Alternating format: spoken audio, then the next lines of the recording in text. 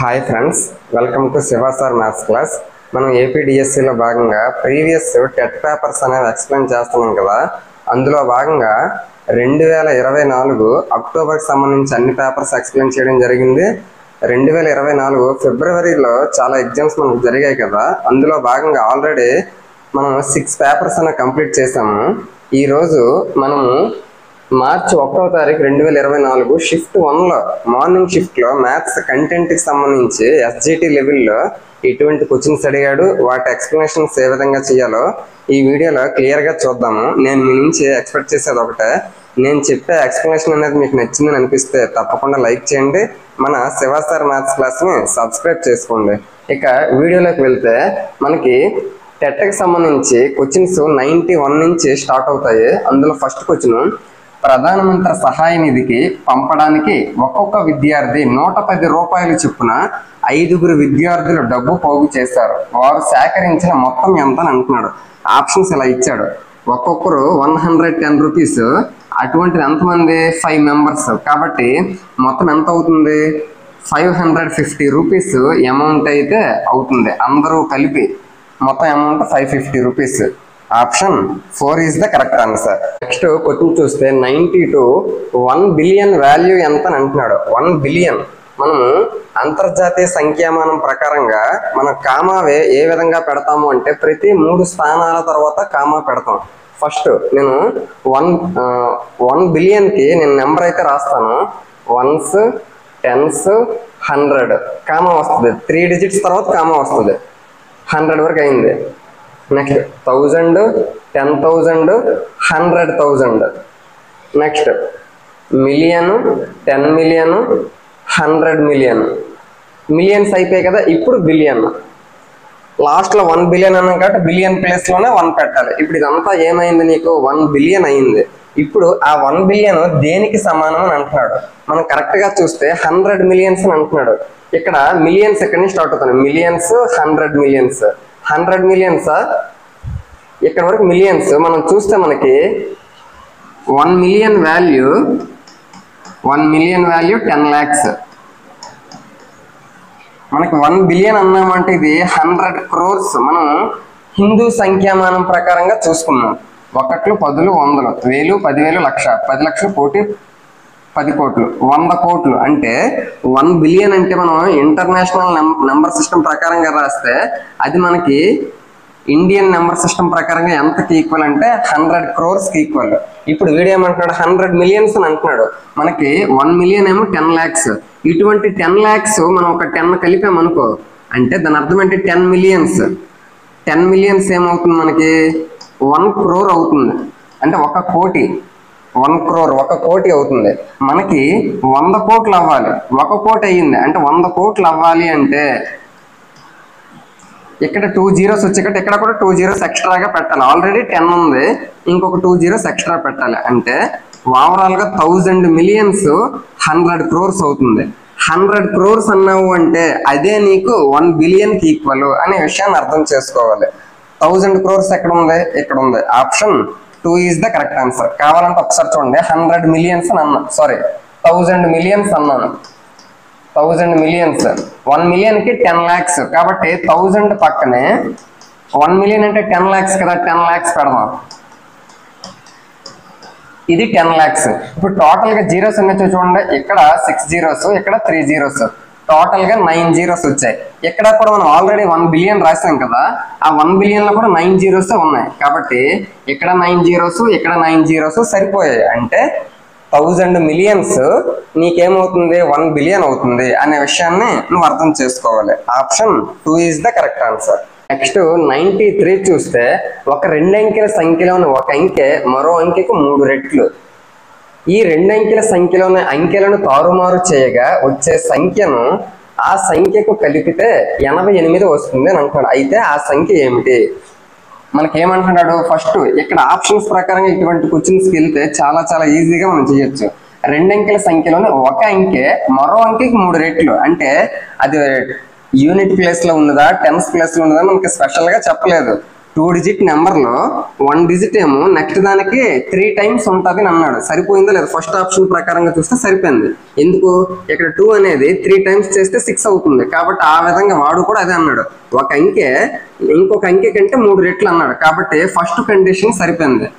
ఇక్కడ చూస్తే ఇది ఒక అంకె ఇంకొక అంకెకు 2 రెట్లు మాత్రమే ఉంది కాబట్టి ఇది ఫస్ట్ కండిషన్ ప్రకారంగా సరిపోవట్లేదు. అంటే ఖచ్చితంగా ఆప్షన్ 2 అయితే కాదు. నెక్స్ట్, ఒక అంకె ఇంకొక అంకె కంటే 3 రెట్లు ఉండాలి. అంటే ఇప్పుడు 5 ఉంది, ఇక్కడ 15 ఉండాలి. యాక్చువల్గా 15 పెట్టామనుకో అది 3 డిజిట్ నెంబర్ అయిపోద్ది కాబట్టి ఇది కూడా కాదు. నెక్స్ట్ ఇది చూడండి, ఒక అంకె 7 ఇంకొక అంకె 2 కంటే 3 రెట్లు ఉండాలి కదా. మరి 2కి 3 రెట్లు అంటే ఎంత అవుతుంది? 6 అవుతుంది. 2 3 6 కాబట్టి. కానీ ఇక్కడ 7 ఇచ్చాడు కాబట్టి ఇది కూడా కాదు. అంటే ఆప్షన్స్ ప్రకారంగా చూసుకుంటే ఫస్ట్ కండిషన్ ప్రకారంగా నువ్వు ఆన్సర్ ఏదో ఈజీగా చెప్పగలిగా. ఒక అంకె మరొక అంకెకు 3 రెట్లు. ఇక్కడ చూస్తే 6 2 కంటే 3 రెట్లు. నెక్స్ట్, 2 అంకెల అంకెలను తారుమారు చేయగా ఈ 26ని రివర్స్ చేస్తే ఎక్స్చేంజ్ చేస్తే 62 అవుతుంది. తారుమారు చేయగా వచ్చే సంఖ్యను ఆ సంఖ్యకు కలిపితే ఈ సంఖ్యకే ఈ రివర్స్ చేసినటువంటి సంఖ్యను కలిపితే నీకు 88 వస్తుందని అంటున్నాడు వాడే. మరి ఆ రకంగా ఉన్న అంకె ఏది? ఇదే కదా. కాబట్టి option 1 is the correct answer. ఈ విధంగా అంకెలను తారుమారు చేయగా లేకపోతే 10ల స్థానంలో ఉన్న అంకె 100ల స్థానంలో ఉన్న అంకెకు ఆ విధంగా రిలేషన్స్ ఏవి చెప్పినా కూడా మన ఆప్షన్ వెరిఫికేషన్ చేసుకుని వెళ్తే అన్ని కండిషన్లు సాటిస్ఫై చేసేది మాత్రం కేవలం ఒకే ఒక్కటి ఉంటుంది. ఆ ఒక్కటేదో మనం కరెక్ట్ గా చూస్తే మనకు కావాల్సిన ఆన్సర్ వచ్చేస్తుంది. నెక్స్ట్ క్వశ్చన్ చూస్తే 94. ఇక్కడ నీకు ఒక ఈక్వేషన్ ఇచ్చాడు, ఎక్స్ప్రెషన్, దాన్ని సాధించగా అంటున్నాడు. సాధించండి అని అన్నాడు అంటే సొల్యూషన్ కనుక్కోవాలి. అక్కడ ఏదో ఒక వేరియంట్ చరరాశి అయితే ఇస్తాడు, దాని తాలూకు వాల్యూ మనం కనుక్కోవాలి. ఆప్షన్స్ ఇలా ఇచ్చాడు. ఇక్కడ చూస్తే మనకు అన్నింటిలో కూడా వేరియంట్ ఏముంది? y అనేది ఉంది కాబట్టి y వాల్యూ మనం కనుక్కోవాలి. ఇక్కడ చూస్తే 15 × y - 5 అని అన్నాడు. y - 4 అన్నాడు. అంటే 15 × y 15y minus 15 4 = 60. Next minus తోటి ఇప్పుడు ఇంటూ చేయాలి. -2 × y -2y minus into minus plus అవుతుంది. నెక్స్ట్ 2 × 9 18. నెక్స్ట్ ఇక్కడ ప్లస్ ఉంది కాబట్టి ప్లస్ 5 × y 5y ప్లస్ ఉంది కాబట్టి ప్లస్ 5 × 6 30. ఇది దేనికి ఈక్వల్ అంటున్నాడు? 0కి ఈక్వల్ అని అంటున్నాడు. ఇప్పుడు వైలన్నీ ముందు ప్లస్ చేద్దాం. 15y 5y ప్లస్లు ఉన్నాయి కాబట్టి 20y అవుతుంది. 20yలో నుంచి 2y తీస్తే 18y. నెక్స్ట్ నెంబర్స్ చూద్దాం. ఇక్కడ 18 ఉంది, ఇక్కడ 30 ఉంది. ఏమవుతుంది? 48 అవుతుంది. 2 ప్లస్లే కాబట్టి 48 అవుతుంది. ఇక్కడ -60 ఉంది. -60 ప్లస్ 48 అంటే నీకు ఒక సింబల్స్ వేరుగా ఉన్నాయంటే కంపల్సరీగా మైనస్ చేయాలి. కాబట్టి 60లో నుంచి 48 మైనస్ చేస్తే నీకు 12 వస్తుంది. మరి ఇక్కడ ప్లస్ వస్తుందా మైనస్ వస్తుందా? మరి 48కి ప్లస్ ఉంది, 60కి మైనస్ ఉంది. మరి దేనికైతే పెద్ద నెంబర్ ఉంటుందో ఆ సింబల్ ఏ పెద్ద నెంబర్కి అయితే సింబల్ ఉంటుందో ఆ సింబలే మనం పెట్టాలి. 60కి పెద్ద సింబల్ ఏముంది? మైనస్ ఉంది కాబట్టి మైనస్సే పెట్టాలి. అంటే 18y - 12 = 0 వచ్చింది. ఇప్పుడు y వాల్యూ కావాలి. -12 అటు వెళ్తే ఏమవుతుంది? +12 అవుతుంది. ఇక్కడ 18కి y ఏమో ఇంటూ చేస్తుంది కాబట్టి 18 ఇటువైపు తీసుకొని వస్తే డివైడ్ చేస్తుంది కాబట్టి /18. 6 2 = 63. దేర్ఫోర్ y వాల్యూ ఏమొచ్చింది? 2/3 అనేది నీకు కావాల్సినటువంటి y వాల్యూగా చెప్పొచ్చు. ఎక్కడ ఉంది? Option 3 is the correct answer. Next 95 చూస్తే ఇక్కడ ఒక నెంబర్ ఇచ్చాడు, దాని యొక్క ఘనమూలము క్యూబ్ రూట్ మనకు కనుక్కోమని చెప్తున్నాడు. ఆప్షన్స్ ఇలా ఇచ్చాడు. నువ్వు ఏం నెంబర్ ఇచ్చాడు? 110592. నీకు ఈ విధంగా నెంబర్ ఇచ్చాడు అంటే క్యూబ్ రూట్ కనుక్కోమన్నాడు అంటే నీకు స్క్వేర్ రూట్ కనుక్కోమంటే ఫస్ట్ 2 నెంబర్స్ ఒక పార్ట్గా తీసుకోవాలి, మిగిలినంతా ఇంకొక పార్ట్గా తీసుకోవాలి. ఇక్కడ నీకు క్యూబ్ రూట్ అన్నాడు కాబట్టి ఫస్ట్ 3 నెంబర్స్ ఒక పార్ట్గా తీసుకోవాలి, మిగిలినంతా ఒక పార్ట్గా తీసుకోవాలి.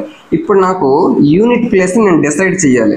ఇక్కడ 2 ఉంది కాబట్టి ఒక నెంబర్ తాలూకా యూనిట్ ప్లేస్లో 2 ఉంటే దాని తాలూకా క్యూబ్ రూట్లో ఏమొస్తుంది అంటే 8 వస్తుంది. చూడండి, 2కి 8 వస్తుంది, 8కి 2 వస్తుంది, 3కి 7 వస్తుంది, 7కి 3 వస్తుంది. ఇవి మాత్రం నువ్వు గుర్తుపెట్టుకుంటే చాలు. అంటే ఒక నెంబర్కి యూనిట్ ప్లేస్లో 2 ఉంటే దాని తాలూకా క్యూబ్ రూట్లో 8 వస్తుంది. ఒకవేళ ఒక నెంబర్కి యూనిట్ ప్లేస్లో 8 ఉంటే దాని తాలూకా క్యూబ్ రూట్లో 2 వస్తుంది. అలాగే ఒక నెంబర్కి యూనిట్ ప్లేస్లో 3 ఉంటే దాని తాలూకా క్యూబ్ రూట్లో 7 వస్తుంది. ఒక నెంబర్కి యూనిట్ ప్లేస్లో 7 ఉంటే దాని తాలూకా క్యూబ్ రూట్లో 3 వస్తుంది. ఆ విధంగా ఇవి మాత్రమే రివర్స్. మరి మిగిలిన వాటి గురించి చెప్పలేదేమని అనుకోవద్దు. మిగిలినవి ఏవైతే ఉన్నాయో అవే యాజ్ ఇట్ ఈజ్గా వస్తాయి. యూనిట్ ప్లేస్లో 6 ఉంటే మళ్ళీ 6 వస్తుంది. యూనిట్ ప్లేస్లో 5 ఉంటే మళ్ళీ క్యూబ్ రూట్ లో కూడా 5 వస్తుంది. మరి ఇక్కడ యూనిట్ ప్లేస్ లో ఏముంది 2 ఉంది. కాబట్టి 2 ఉంటే క్యూబ్ రూట్ లో నీకేం వస్తుంది 8 అనేది వస్తుంది. అంటే యూనిట్ ప్లేస్ అనేది 6 అయిపోయింది. మరి యూనిట్ ప్లేస్ లో 8 ఉన్నవి ఏవే ఉన్నాయి? 76 అనేది యూనిట్ ప్లేస్ లో నీకు 8 లేదు కాబట్టి కంపల్సరీగా ఇది కాదు. మరి మిగిలిన వాటిలో ఏదవుతుంది అంటే నువ్వు ఒక పార్ట్ అయితే కంప్లీట్ చేస్తావు, యూనిట్ ప్లేస్ అయితే వచ్చేసింది. మరి ఇక్కడ ఏ నెంబర్ రావాలి, టెన్స్ ప్లేస్ లో ఏ నెంబర్ రావాలి అంటే మిగిలిన దాని ప్రకారంగా నువ్వు చూసుకోవాలి. ఇక్కడ మిగిలినది ఏముంది 110 ఉంది. 110 ఏ క్యూబ్స్ కి మిడిల్ లో ఉంది అనేది నువ్వు చూసుకోవాలి. 4 క్యూబ్ 64 కి 5 క్యూబ్ 125 కి మిడిల్ లో ఉందా లేదా 110? మరి 4 క్యూబ్ 5 క్యూబ్ కి మిడిల్ లో ఉంది అంటే నీకు క్యూబ్స్ అనేవి కంపల్సరీగా 1 నుంచి మినిమం ఒక 15 10 వరకు అయినా ఖచ్చితంగా నేర్చుకోవాలి. 4 క్యూబ్ 64 కి 5 క్యూబ్ 125 కి మిడిల్ లో 110 ఉంది. కాబట్టి ఈ రెండింటిలో చిన్నది ఏది? 4 క్యూబ్ తాలూకా 4 కదా చిన్నది, కాబట్టి ఆ 4 ఇక్కడ రాయాలి. అంటే ఈ నెంబర్ మొత్తం తాలూకా క్యూబ్ రూట్ ఏమవుతుందంటే 48 అయితే అవుతుంది. ఆ విధంగా చూసుకోవాలి. Option 2 is the correct answer. Next 96 question చూస్తే ఒక పశువుల పాకలో 200 గేదెలు మరియు 250 ఆవులు ఉన్నాయి. అయితే గేదెలు మరియు ఆవుల నిష్పత్తి ఎంత అంటున్నాడు. ఫస్ట్ రేషియో అన్నాడు అంటే కంపల్సరీగా మనం ఏం చేయాలంటే ఆర్డర్ అనేది ఫాలో అవ్వాలి. నీకు రేషియోలో ఫస్ట్ ఏం కనుక్కోమంటాడు? గేదెలు నీకు ఎన్ని ఉన్నాయి? 200 ఉన్నాయి. నెక్స్ట్ ఆవులు అన్నాడు, ఆవులు ఎన్ని ఉన్నాయి? 250 ఉన్నాయి. ఈ రెండింటికి నువ్వు రేషియో కనుక్కోవాలి. 0 0 క్యాన్సిల్, 5 4s 5 5s అంటే ఏమొచ్చింది నీకు ఫైనల్ రిజల్ట్? 4:5 అనేది వచ్చింది. ఒకవేళ నీకు ఆవులు గేదెలు నిష్పత్తి అని ఉంటే 5:4 అవుతున్నావు. కాబట్టి కంపల్సరీగా రేషియో అన్నాడు అంటే మనం ఆర్డర్ అంటే ఫస్ట్ ఏది ఇచ్చాడు సెకండ్ ఏది ఇచ్చాడు అనేది ఖచ్చితంగా చూసుకోవాలి. మనకు కావాల్సిన answer 4:5. Option 3 is the correct answer. Next 97 question చూస్తే 7/8 మనకి పర్సంటేజ్ శాతంలోకి మార్చండి అని అంటున్నాడు. ఆ విధంగా ఒక ఫ్రాక్షన్ ఇచ్చి పర్సంటేజ్ లోకి మార్చమన్నాడు అంటే ఖచ్చితంగా మనం ఇంటూ 100 చేయాలి. కాబట్టి ఇచ్చిన ఫ్రాక్షన్ అంటే 7/8, దానికి పర్సంటేజ్ లోకి మార్చమన్నాడు కాబట్టి ఇంటూ 100 చేయాలి. ఇప్పుడు 4 2s 4 25s 25 into 7 ఏమవుతుంది? 175 అవుతుంది. ఈ రెండు ఇంటూ చేస్తే 175/2. 175/2 అంటే అర్థం ఏంటి? 87 and 1/2%. 87 and 1/2%. అది మనకి ఆన్సర్ అయితే అవుతుంది. Option 4 is the correct answer. Next 98 చూస్తే ఒక దుకాణంలో ఒక గౌను ఖరీదు 750 రూపాయలు. దానిపై 10% అమ్మకపు పన్ను సేల్స్ ట్యాక్స్ విధించిన చెల్లించవలసిన బిల్లు. నేను ఒక గౌను కొనడానికి వెళ్తే అది 750 రూపాయలట, దాని మీద 10% ఎక్స్ట్రా మళ్ళీ మనము సేల్స్ ట్యాక్స్ కూడా కట్టాలి. అంటే నేను బిల్లు చెల్లించాలి అంటే దీనితో పాటు ఇందులో 10% వాల్యూ కూడా నేను కట్టాలి. కాబట్టి 750 నేను కట్టాల్సింది, దాని మీద మళ్ళీ 10%. 750లో 10% అంటే ఎంత అవుతుంది? నీకు 10% అన్నాడు కాబట్టి లాస్ట్ 0 మనం క్యాన్సిల్ చేసేయచ్చు. అప్పుడు నీకు ఇక్కడ ఏమొస్తుంది? 75 వస్తుంది. కాబట్టి ఇది గౌన్ తాలూకా వాల్యూ, ఇదేమో అందులో 10% సేల్స్ ట్యాక్స్, ఈ రెండు కలిపి నేను కట్టాలి. కాబట్టి 5 7 5 12 2 1 8 825 రూపీస్ నేను అమౌంట్ చెల్లించాల్సిన అవసరం అయితే ఉంటుంది. Option 3 is the correct answer. Next question చూస్తే 99 ఒక నగర జనాభా 25,000 నుండి 24,500 తగ్గింది. అయినా తగ్గుదల శాతం ఎంత అని అంటున్నాడు.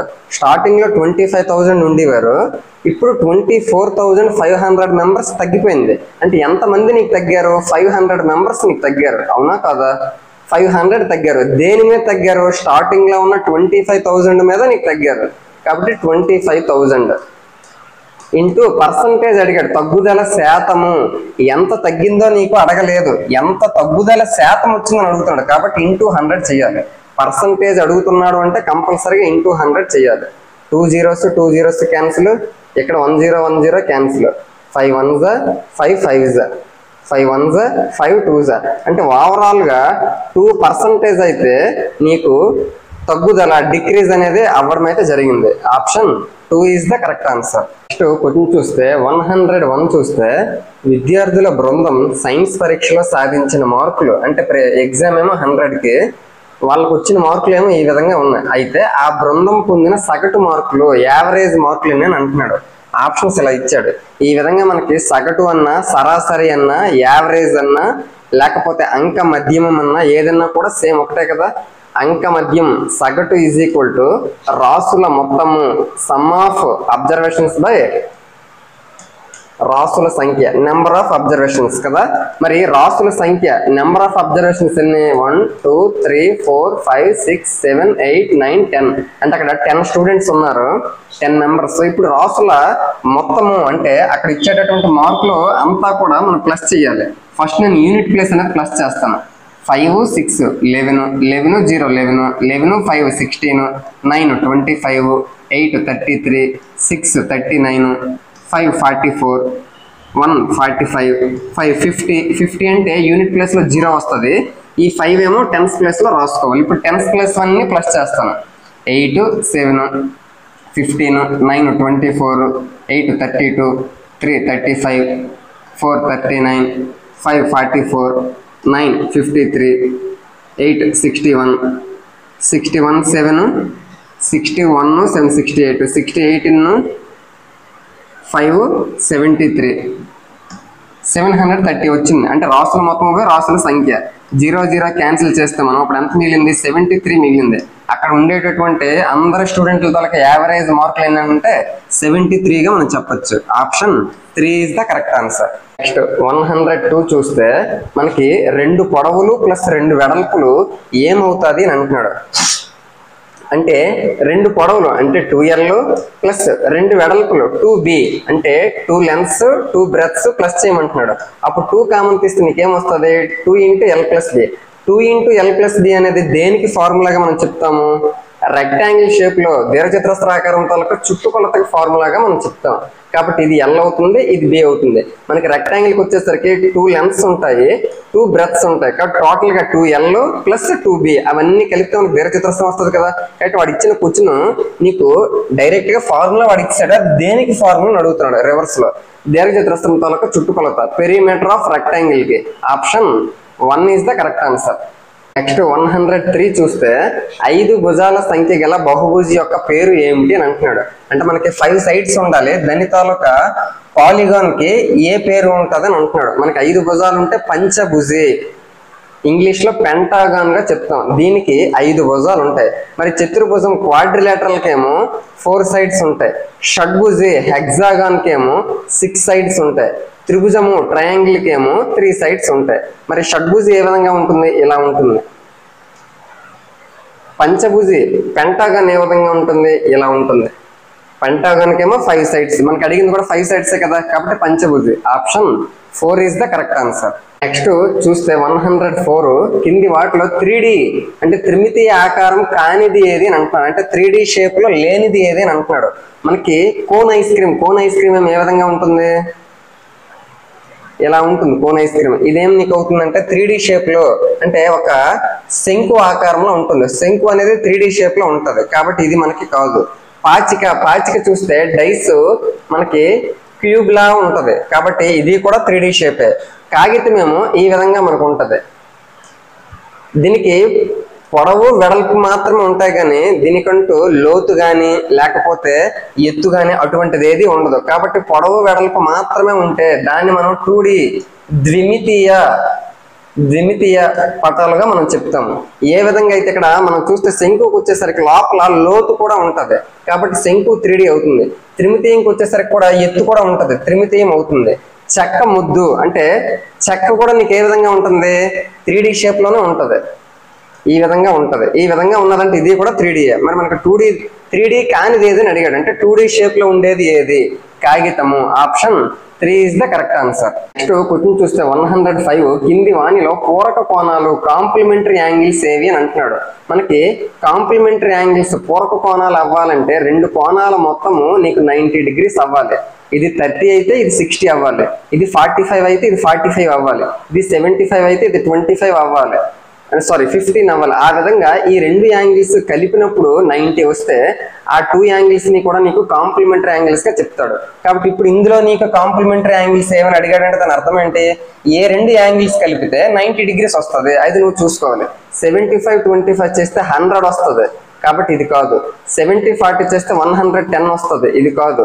55 35 ప్లస్ చేస్తే ఎంత వస్తుంది నీకు? 90 degrees వస్తుంది. కాబట్టి option 2 is the correct answer. ఈ రెండు ప్లస్ చేస్తే 98 వస్తుంది. కాబట్టి 90 వచ్చేది కదా మన ఆన్సర్, 2 అనేది అవుతుంది. నెక్స్ట్ 106 సమగణము క్యూబ్ యొక్క ఘన పరిమాణము వాల్యూమ్ కి ఫార్ములా ఏమిటి అని అడుగుతున్నాడు. మనకి ఘనము క్యూబ్ అనేది ఏ విధంగా ఉంటుంది? ఇలా ఉంటుంది. దీని తాలూకా పొడవు అన్ని కూడా సమగణము క్యూబ్ అన్నాడు అంటే అన్ని అంచులు కూడా సమానం. కాబట్టి ఇది ఏ ఉంటే ఇది ఏ ఉంటుంది, హైట్ కూడా ఏ ఉంటుంది. అప్పుడు నీకు ఘన పరిమాణం వాల్యూమ్ కి ఫార్ములా ఏమిటి అంటే పొడవు ఏ, వెడల్పు కూడా ఏ, ఎత్తు కూడా ఏ. కాబట్టి ఏ ఇంటూ ఏ ఏమవుతుంది? ఏ క్యూబ్ అవుతుంది వాల్యూమ్ కి ఫార్ములా.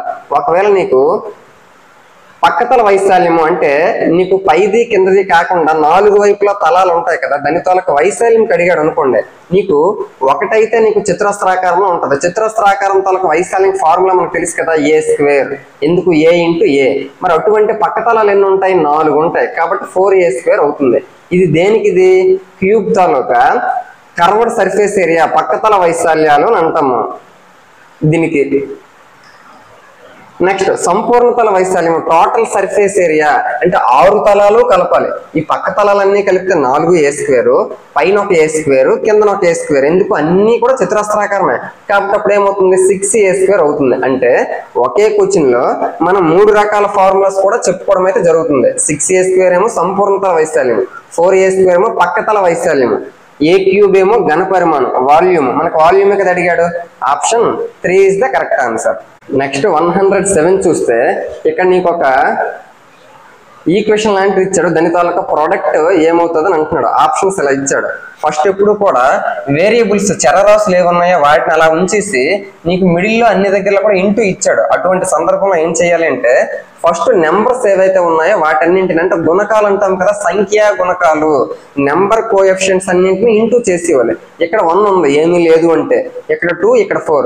1 × 2 2, 2 × 4 8 వస్తుంది. నీకు 8తో ఉన్నవి ఈ రెండే ఉన్నాయి అంటే ఈ రెండు నీకు ఆన్సర్లు అయితే కాదు. నెక్స్ట్ స్టెప్ ఏంటి? ఇంటూలు ఉన్నాయి కాబట్టి మిగిలిన చరరాశులన్నీ చూడు, ఎక్కడ ఏ, ఎక్కడ ఏ, ఎక్కడ ఏ అంటే బేసిస్ అనేవి ఈక్వల్ గా ఉన్నాయి. బేసిస్ ఈక్వల్ గా ఉంటూ సపోజ్ A⁴m, A⁴n ఈ రెండు ఇంటూ చేసుకునేటప్పుడు నీకు ఏమవుతుంది? ఫార్ములా ఆల్రెడీ నేర్చుకున్నాం. బేసిస్ ఈక్వల్ గా ఉంటూ ఇంటూ చేసుకుంటే పవర్స్ నేమో ప్లస్ చేయాలి. అప్పుడు A⁴m+n అయితే అవుతుంది. సేమ్ ఇక్కడ కూడా బేసిస్ అనేవి ఈక్వల్ గా ఉన్నాయి. పవర్స్ అప్పుడు ఏం చేయాలి? ప్లస్ చేయాలి. ఎందుకు ప్లస్ చేయాలి? ఇంటూ చేసుకుంటున్నాయి కదా. బేసెస్ ఈక్వల్ గా ఉంటూ ఇంటూ చేసుకుంటే పవర్స్ నేమో ప్లస్ చేయాలి. అప్పుడు నీకు ఓవరాల్ గా A⁴2 + 22 ఏమవుతుంది? 24. 24 + 26 50 అవుతుంది. అంటే 8 × A⁴50 అవుతుంది మీ answer. Option 4 is the correct answer. Next question చూస్తే 108 ఇక్కడ నీకు ఒక ఈక్వేషన్ అయితే ఇచ్చాడు. దాని తాలూకా వాల్యూ అడుగుతున్నాడు. నాకు 5PQ ఇక్కడ P² - Q² అన్నాడంటే దాన్ని నేను P + Q × P - Q. ఎందుకు? ఇది A² - B² ఫార్ములాలో ఉంది కాబట్టి A² - B² కి ఫార్ములా అంటే A + B × A - B. కాబట్టి P + Q × P - Q. Divided by అన్నాడంటే బై అనే కదా. కిందనేముంది? 2P × P + Q ఉంది. P + Q క్యాన్సిల్ అవుతుంది. P క్యాన్సిల్ అవుతుంది. నీకేం మిగిలింది అప్పుడు? 5/2 Q మిగిలింది. అలాగే P - Q మిగిలింది. ఇది నీకు ఎక్కడైతే ఉందో అదే నీకు ఆన్సర్. 5/2 ఇక్కడ 5/3 ఉంది, 2/5 ఉంది, 5/2 ఉంది. ఇక్కడ ఒక్క దగ్గర 5/2 అనేది ఉంది. 5/2 Q × P - Q. Option 4 is the correct answer. Next 109 చూస్తే 3 × 10⁻⁻⁻ సాధారణ రూపంలోకి రాస్తే ఇక్కడ నీకు వాడేమో స్టాండర్డ్ ఫార్మ్ ప్రామాణిక రూపంలో ఇచ్చాడు. నువ్వేమో ఇప్పుడు స్టాండర్డ్ ఇది నార్మల్ గా జనరల్ గా ఉండేటట్టు నువ్వు రాయాలి. ఆప్షన్స్ ఇలా ఇచ్చాడు. దీని అర్థం ఏంటి? 3 × 10⁻⁻5 పవర్ లో నీకు మైనస్ ఉన్నది అంటే దాని అర్థం బై చేసుకుంటే మైనస్ అనేది పోతుంది. అప్పుడు 10⁻5 అవుతుంది. మైనస్ పోయింది ఇప్పుడు, ఎందుకు? బై రాస్తావు కాబట్టి. ఇప్పుడు ఇదేమవుతుంది నీకు? 3/10⁻5 అంటే అర్థం ఏంటి? జీరోస్ 5 టైమ్స్ రాయాలి 1 పక్కన. 1 2 3 4 5 ఇది. ఇప్పుడు నీకు ఇక్కడ ఎక్కడైనా అలా ఉందా? నీకు లేదు అంటే ఇక్కడ నువ్వు పాయింట్స్ చేసుకోవాలి. ఇక్కడ నీకు ఎన్ని జీరోలు ఉన్నాయి? 5 జీరోస్ ఉన్నాయి. అంటే నీకు పైన పాయింట్ తర్వాత 5 ప్లేసెస్ రావాలి అని అర్థం చేసుకోవాలి. ఎన్ని జీరోలు ఉంటే పాయింట్ తర్వాత పైన అన్ని స్థానాలు ఉండాలి. పాయింట్ లాస్ట్ లో 3 ఆల్రెడీ నేను రాస్తాను. అంటే మొత్తం 5 స్థానాలు ఉండాలి. అందులో 3 అనేది ఒక ప్లేస్ అయిపోయింది, ఇంకా 4 ప్లేసెస్ కావాలి. కాబట్టి 0 0 0 0 ముందు ఏమీ లేదంటే 0 ఉన్నట్టు. కాబట్టి నీ ఫైనల్ ఆన్సర్ ఏమొచ్చింది? పాయింట్ తర్వాత 5 ప్లేసెస్ ఉండాలి. 1 2 3 4 5 ప్లేసెస్ సరిపోయింది. కాబట్టి పాయింట్ తర్వాత 4 జీరోస్ తర్వాత 3 ఉండాలి. ఆ విధంగా ఎక్కడ ఉంది? పాయింట్ తర్వాత 4 జీరోస్ తర్వాత 3 ఉంది. కాబట్టి option 3 is the correct answer. Next 110 చూస్తే ఇక్కడ ఒక ఈక్వేషన్ అయితే ఇచ్చాడు. x ఈజ్ ఈక్వల్ టు 0 అయినా ఏ వాల్యూ ఎంత అని అంటున్నాడు. అంటే x ప్లేస్ లో 0 మనము సబ్స్టిట్యూట్ చేయాలి. ఇక్కడ x ప్లేస్ లో 0 చేస్తే 0 స్క్వేర్ అంటే 0, 0 ఇంటూ 2 అంటే 2. కాబట్టి ఇదంతా 0 అయిపోతుంది. నెక్స్ట్ x ప్లేస్ లో 0 చేస్తే ఇది కూడా 0 అయిపోతుంది. అప్పుడు minus a is equal to ఏం మిగిలింది? నీకు 5 మిగిలింది. నీకేటి అడిగాడు? ఏ వాల్యూ అడిగాడు. అప్పుడు ఏమవుతుంది? మైనస్ ఏ మొట్ట వెళ్తే -5 అవుతుంది. అంటే a ఈజ్ ఈక్వల్ టు -5 నీకు కావాల్సిన answer. Option 1 is the correct answer. Next question చూస్తే 111 100 లీటర్లను మిల్లీ లీటర్స్ లోకి మార్చనా అని అంటున్నాడు. ఆప్షన్స్ ఇలా ఇచ్చాడు. మనకి ఏమి ఇచ్చాడు? 100 లీటర్స్ ఇచ్చాడు. మనకి ఒక విషయం తెలుసు. ఏం తెలుసు? 1 litre is equal to 1000 milli litres. ఈ విషయం మనకు తెలియాలి. అప్పుడు 100 అలాగే ఉంచండి. 1 లీటర్కి 1000 మిల్లీ లీటర్స్. కాబట్టి 1 లీటర్ 1000 కాబట్టి ఇంటూ 1000. ఇప్పుడు ఇది ఎందులోకి మారిపోయింది? మిల్లీ లీటర్స్ లోకి మారిపోయింది. ఇక్కడ 2 జీరోస్, ఇక్కడ 3 జీరోస్. అంటే టోటల్ గా 5 జీరోస్ ఉండాలి. 1 2 3 4 5 ml. ఇది నీకు ఫైనల్ ఆన్సర్ అయితే అవుతుంది. అంటే 1 పక్కన 5 జీరోస్ ఉండాలి. 1 పక్కన 5 జీరోస్ ఉన్నది ఇదే కదా. Option 3 is the correct answer. అంటే మిల్లీ లీటర్స్ లోకి మార్చమన్నాడు. నాకు 1 లీటర్కి 1000 అని తెలుసు. ఇక్కడ 100 లీటర్లు అన్నాడు. కాబట్టి 100 ఇంటూ 1000 చేస్తే అంతా కూడా నీకు మిల్లీ లీటర్స్ లోకి మారిపోద్ది. నెక్స్ట్ లీప్ సంవత్సరం కానిది ఏది? Which is the not a leap year అని అంటున్నాడు. ఆప్షన్స్ ఇలా ఇచ్చాడు. మనకి ఈ విధంగా ఇయర్స్ ఇచ్చి అది లీప్ ఇయరా కాదనేది ఏ విధంగా తెలుసుకోవచ్చు అంటే చాలా ఈజీగా తెలుసుకోవచ్చు. మనకి 4 తో డివైడ్ అయితే ఇచ్చిన ఇయర్ నీకు అంటే అది నాన్ సెంచరీ ఇయర్ అయ్యి ఉంటే, శతాబ్దపు సంవత్సరం కాకుండా శతాబ్దపు సంవత్సరము, సెంచరీ ఇయర్ అంటే అర్థం అంటే 1900 1800 1500 1600 2000 2001 2100 అటువంటివన్నీ ఇస్తే హండ్రెడ్స్ తో ఉన్నవి ఇస్తే అది నీకు సెంచరీ ఇయర్ అవుతుంది. శతాబ్దపు సంవత్సరము. శతాబ్దపు సంవత్సరానికి 400 తో డివైడ్ అవ్వాలి. లీప్ ఇయర్ అవ్వాలి అంటే 400 తో అవ్వాలి. నాన్ సెంచరీ ఇయర్స్ అంటే శతాబ్ది సంవత్సరాలు కాని వాటికి 4 తో డివిజిబుల్ అయితే చాలు. ఇక్కడ అన్నీ కూడా సెంచరీ ఇయర్స్ ఏవీ లేవు, అన్ని నాన్ సెంచరీ ఇయర్స్, శతాబ్దేతర సంవత్సరాలే. కాబట్టి 4 తో డివైడ్ అయితే మనకు సరిపోద్ది. ఇక్కడ నీకు 4 తో డివైడ్ అవుతుందా లేదనే విషయం నీకు ఏ విధంగా తెలుస్తుంది? లాస్ట్ 2 మనకి 4 తాలూకా డివిజిబిలిటీ రూల్ తెలుసు. ఏం తెలుసు? లాస్ట్ 2 డిజిట్స్ జీరోస్ ఉన్నా లేదా 4 తో డివైడ్ అయినా అంటే 4 యొక్క గుణిజమైనా కూడా అది నీకు 4 తో డివైడ్ అవుతుందని అర్థం చేసుకోవచ్చు. ఇక్కడ ఫస్ట్ ఆప్షన్ లాస్ట్ 2 డిజిట్స్ 88 ఉంది. 88 4 తో డివైడ్ అవుతుంది కదా, కాబట్టి ఇది లీప్ ఇయర్ అవుతుంది. నెక్స్ట్ ఇక్కడ 92 ఉంది. 92 కూడా నీకు లీప్ ఇయర్ అవుతుందా అవ్వదా? అవుతుంది. ఎందుకు? 92 కూడా నీకు 4 తో డివైడ్ అవుతుంది. 4 2s 8, 9 లో 8 పోతే ఇంకా 1 ఉంటది. 1 పక్కన 2 అంటే 12, 4 3s 12. అంటే 92 అనేది 4 తోటి 23 టైమ్స్ క్యాన్సిల్ అయిపోతుంది. కాబట్టి ఇది కూడా లీప్ ఇయర్. 94 4 తో ఎగ్జాక్ట్ గా డివైడ్ అవ్వదు. కాబట్టి ఇది లీప్ ఇయర్ కాదు. మనకి లీప్ ఇయర్ కానిదే కదా అడిగాడు, కాబట్టి ఇది లీప్ ఇయర్ కాదు. Option 3 is the correct answer. 96 కూడా నీకు లీప్ ఇయర్ అవుతుంది. ఎందుకు? 96 4 తోటి 24 టైమ్స్ ఎగ్జాక్ట్ గా క్యాన్సిల్ అవుతుంది. ఇది కూడా లీప్ ఇయర్. అంటే శతాబ్దేతర సంవత్సరం నాన్ సెంచరీ ఇయర్ అయితే 4 తో డివైడ్ అవ్వాలి. ఫర్ ఎగ్జాంపుల్ 1700 ఇచ్చాడు. 1700 4 తో డివైడ్ అయిపోతుంది. అంత మాత్రాన 1700 లీప్ ఇయర్ కాదు. ఎందుకు కాదు? మనం ఒకటే చూసుకోవాలి. నీకు 4 తో ఎప్పుడు డివైడ్ అవ్వాలి? నాన్ సెంచరీ అయినప్పుడే 4 తో డివైడ్ అవ్వాలి. ఇది సెంచరీ ఇయర్ అంటే ఎగ్జాక్ట్ గా హండ్రెడ్స్ తో ఉన్నది. కాబట్టి 1700 4 తో డివైడ్ అవ్వాలి అంటే లీప్ ఇయర్ అవ్వాలి అంటే 400 తో డివైడ్ అవ్వాలి. 2 zeros క్యాన్సిల్. 17 4తో డివైడ్ అవుతుందా? అవ్వదు. కాబట్టి 1700 ఏమో లీప్ ఇయర్ కాదు. అంటే ఫర్ ఎగ్జాంపుల్ 1600 ఉంది. 1600 లీప్ ఇయరా కాదా చెప్పాలి అంటే అది సెంచరీ ఇయర్. సెంచరీ ఇయర్కి 4తో కాకుండా 400తో మనం చూడాలి. 2 zeros క్యాన్సిల్. 16 4 తోటి 4 4s 16 క్యాన్సిల్ అవుతుంది. కాబట్టి ఎగ్జాక్ట్గా క్యాన్సిల్ అవుతుంది. కాబట్టి 1600 లీప్ ఇయర్ అయితే అవుతుంది. ఆ విధంగా సెంచరీ ఇయర్స్ అయితే 400తోనూ, నాన్ సెంచరీ ఇయర్స్ అయితే 4తోనూ డివైడ్ అయితే అది లీప్ ఇయర్, డివైడ్ కాకపోతే లీప్ ఇయర్ కాదు. అటువంటి సందర్భంలో ఇది మనం ఉపయోగించాలి. నెక్స్ట్ క్వశ్చన్ చూస్తే 113. ఘన పరిమాణం 625 సెంటీమీటర్ క్యూబ్ మరియు భూవైశాల్యం 25 సెంటీమీటర్ స్క్వేర్ కలిగిన దీర్ఘగణం ఎత్తు ఎంత అని అంటున్నాడు. మనకి క్యూబాయిడ్ తాలూకు వాల్యూమ్ ఇచ్చాడు. మనకి క్యూబాయిడ్ దీర్ఘగణం తాలూకు వాల్యూమ్ ఫార్ములా ఏంటి? L into B into height. మరి వాల్యూమ్ ఎంత ఇచ్చాడు? 625 ఆడే ఇస్తాడు. మరి L ఏమో నీకు స్పెషల్గా ఇచ్చాడా? L ఇంటూ B అంటే అర్థం ఏంటి? ఆ క్యూబాయిడ్ తాలూకా భూ వైశాల్యం. వైశాల్యం ఎప్పుడు కూడా L ఇంటూ బిఏ కదా. ఎందుకంటే దీర్ఘచతురస్రాకారంలోనే ఉంటుంది. ఆధారం అంటే భూమి దీర్ఘగణంకి దీర్ఘచతురస్రాకారంలో ఉంటుంది.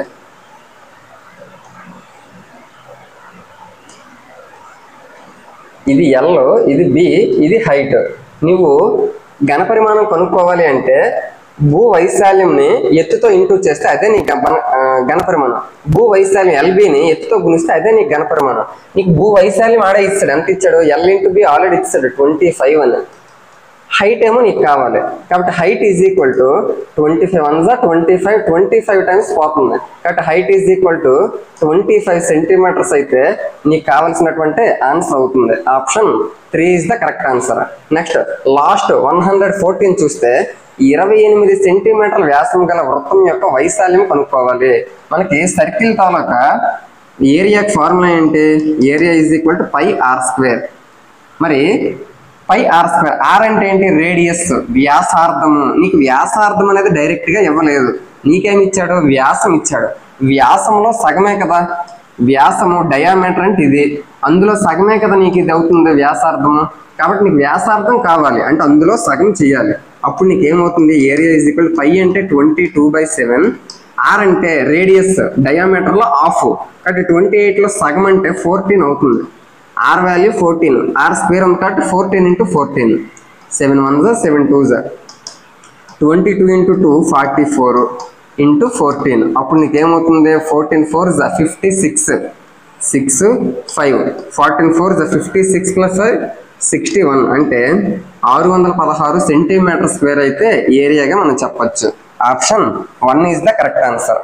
ఈ విధంగా 2024 మార్చి 1వ తారీఖు షిఫ్ట్ 1లో ఏపీ టెట్ మ్యాథ్స్ కంటెంట్కి సంబంధించి ఎటువంటి క్వశ్చన్స్ అయితే ఇచ్చాడో వాటి ఎక్స్ప్లెనేషన్స్ కూడా క్లియర్గా చెప్పుకోవడం అయితే జరిగింది. నా ఎక్స్ప్లెనేషన్ అనేది మీకు నచ్చిందని అనిపిస్తే తప్పకుండా లైక్ చేయండి. మన శివ సార్ మ్యాథ్స్ క్లాస్ని సబ్స్క్రైబ్ చేసుకోండి. Thank you so much.